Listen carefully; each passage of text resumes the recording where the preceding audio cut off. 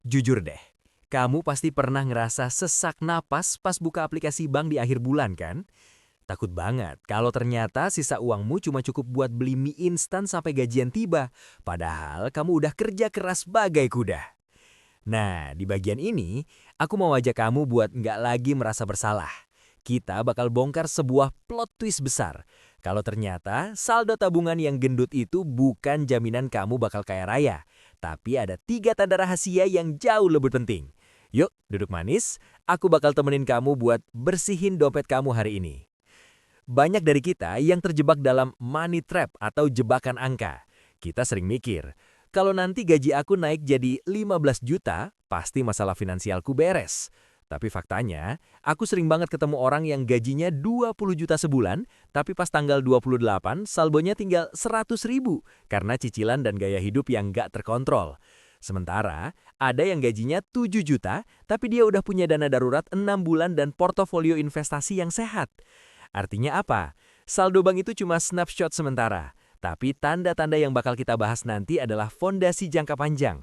Kalau kamu cuma fokus ngejar nominal tanpa benerin sistemnya, kamu bakal terus-terusan ngerasa kurang berapapun uang yang masuk ke rekening kamu. Kita nggak mau cuma kelihatan kaya, tapi mau beneran punya kebebasan finansial. Sebelum kita bedah 3 tanda rahasia itu satu persatu, pastikan kamu sudah klik tombol subscribe di bawah ya.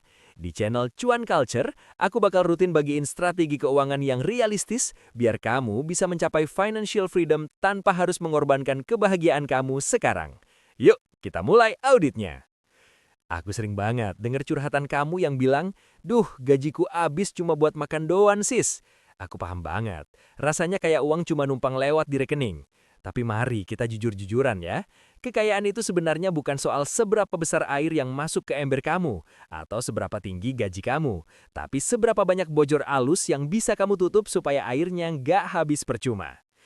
Buat mulai audit dompet kamu, kita perlu alat ukur yang paling simple tapi powerful. Aturan 50-30-20. Aku bakal simulasiin kalau gaji kamu sekarang di angka 5 juta. Gimana sih caranya bagi uang segitu biar kamu tetap bisa napas sampai akhir bulan dan masa depan kamu tetap aman? Pertama, 50% untuk kebutuhan pokok. Di angka gaji 5 juta, artinya jatah makan, biaya kos atau cicilan, transport, dan tagihan wajib kamu nggak boleh lebih dari 2,5 juta. Waspada, kalau kamu merasa angka ini nggak cukup, coba cek lagi. Jangan-jangan ada biaya gaya hidup yang kamu selundupkan ke kolom kebutuhan. Kedua, 30% untuk keinginan.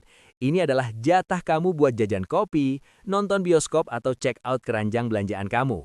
Batas maksimalnya adalah 1,5 juta. Ingat ya, ini adalah batas maksimal. Kalau kamu bisa tekan lebih rendah, progres kamu buat bebas finansial bakal jauh lebih cepat. Ketiga, dan yang paling krusial, 20% untuk tabungan wajib dan investasi. Ini adalah 1 juta yang harus kamu sisihkan di awal, bukan sisa di akhir bulan. Uang inilah yang bakal bekerja buat kamu di masa depan. Coba deh, kamu hitung sekarang pakai angka gaji kamu sendiri. Kalau ternyata porsi keinginan kamu lebih besar dari 30% atau tabungan kamu malah nol, itu artinya ada pencuri di dompet kamu. Waspada, pencuri ini biasanya nggak kelihatan. Bisa berupa biaya admin bank yang numpuk, langganan aplikasi yang nggak dipakai, atau kebiasaan jajan kecil-kecil yang kalau ditotal ternyata jutaan. Kalau kamu pengen tahu lebih dalam gimana cara ngusir pencuri ini dan mau belajar strategi keuangan yang realistis lainnya, pastikan kamu klik tombol subscribe ya.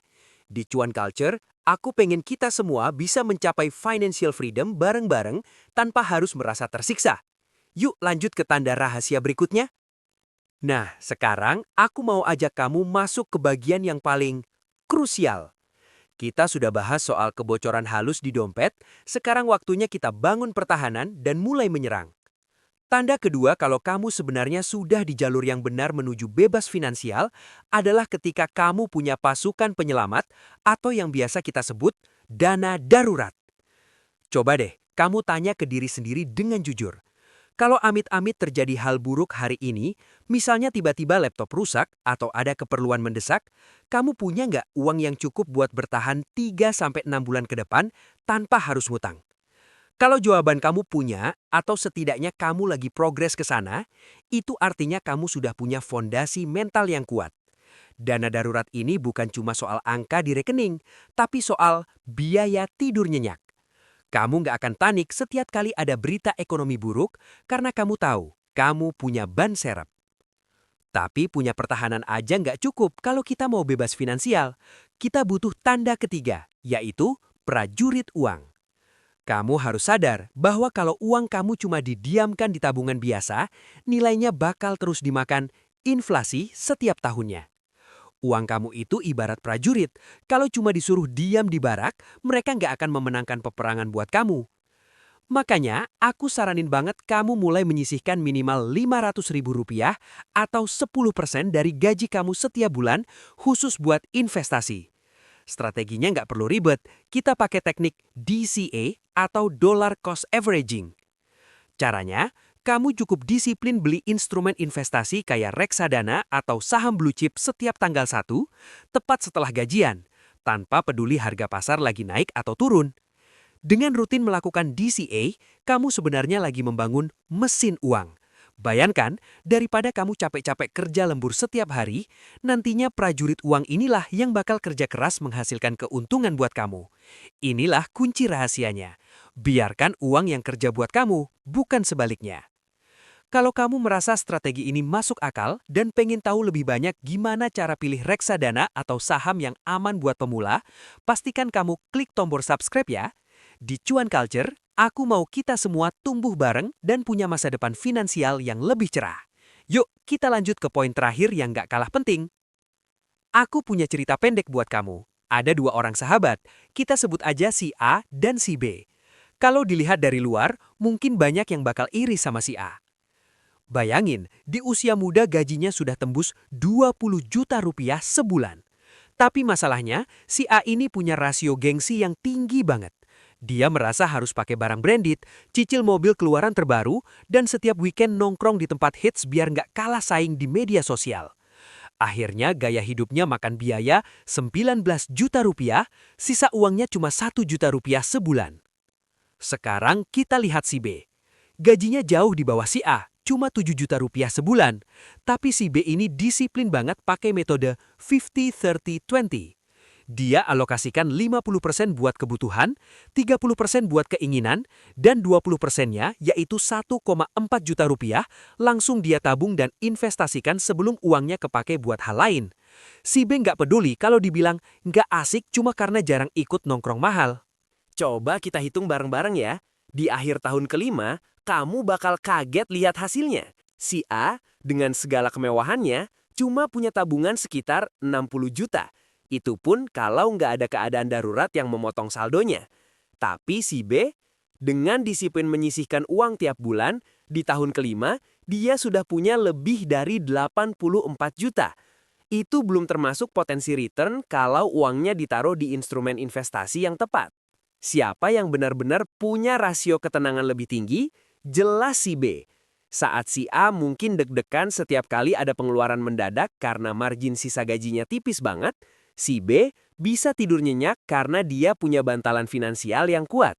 Plot twistnya adalah, kebebasan finansial itu sebenarnya bukan soal lomba pamer saldo atau pamer gaya hidup. Kebebasan itu dimulai saat rasa tenang kamu lebih besar daripada keinginan buat pamer di media sosial. Uang yang nggak kamu belanjakan buat hal-hal nggak penting adalah harga yang kamu bayar untuk kebebasan kamu di masa depan. Kalau kamu setuju bahwa ketenangan pikiran itu lebih mahal daripada sekedar gengsi, pastikan kamu klik tombol subscribe ya. Di Cuan Culture, aku mau kita semua belajar bareng gimana cara membangun rasio ketenangan yang tinggi supaya kita bisa mencapai financial freedom dengan cara yang realistis dan bahagia. Yuk, kita lanjut ke bagian selanjutnya. Wah, nggak terasa ya kita sudah sampai di akhir video. Aku cuma mau bilang, kamu hebat banget sudah mau bertahan dan belajar sampai titik ini. Mengaudit dompet dan jujur sama kondisi keuangan sendiri itu butuh keberanian besar loh. Nggak semua orang berani buat ngeliat angka-angka itu secara nyata. Ingat ya, proses menuju bebas finansial itu maraton, bukan sprint. Ini nggak akan terjadi dalam semalam. Jadi kalau sekarang kamu merasa masih harus mulai dari langkah yang kecil banget, misal cuma bisa nabung 50.000 per minggu, it's totally okay. Nggak apa-apa. Yang paling krusial bukan seberapa besar langkah pertamamu, tapi seberapa konsisten kamu menjalaninya setiap hari. Membangun kekayaan itu 20% soal ilmu matematika, tapi 80% soal perilaku dan kontrol diri. Jadi jangan terlalu keras sama diri sendiri kalau progresnya terasa lambat. Nah, dari 3 tanda yang sudah aku jelasin tadi, mulai dari kesadaran alokasi, ketenangan saat darurat, sampai kemampuan bilang enggak buat hal yang nggak perlu, mana nih yang menurut kamu sudah mulai kelihatan di diri kamu? Atau mana yang paling menantang buat kamu terapkan sekarang? Coba tulis di kolom komentar ya. Aku bakal baca satu-satu dan kita diskusi bareng di sana supaya kita bisa saling semangatin sebagai sesama pejuang finansial. Semangat terus ya prosesnya. Percaya deh, pelan tapi pasti, kamu pasti bisa jadi financial queen di hidup kamu sendiri. Kamu yang pegang kendalinya, bukan cicilan, bukan gengsi, apalagi omongan orang lain. Terima kasih ya sudah menonton Cuan Culture.